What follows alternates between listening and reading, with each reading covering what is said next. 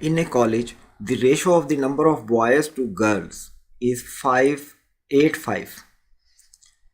Ratio of number of boys, ये boys हैं ये गर्ल्स हैं, इनकी 5:8:5 की रेशो है. If there are 200 girls, the total number of student in the college is, let the boys are 8x and girls are 5x.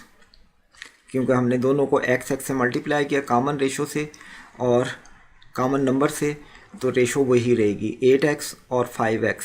ये ratio 8x और 5x, इसे कोई फ़र्क नहीं पड़ता, ये रेशो इसकी 8:5 ही रहेगी क्योंकि x से x कैंसिल हो जाएगा.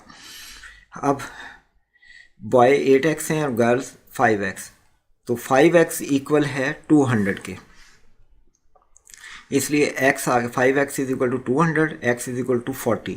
अब गर्ल्स और बॉयज़ की रेशो हमें पता है, अगर आपके पास x की वैल्यू 40 आ रही है तो 40 इंटू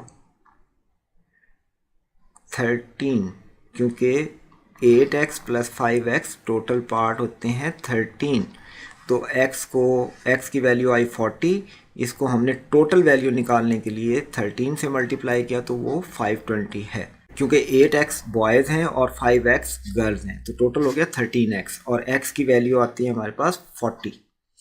इसको 40 को 13 से मल्टीप्लाई किया तो 520, जो कि ऑप्शन बी में दिया गया है, इसलिए इस क्वेश्चन का आंसर है ऑप्शन बी.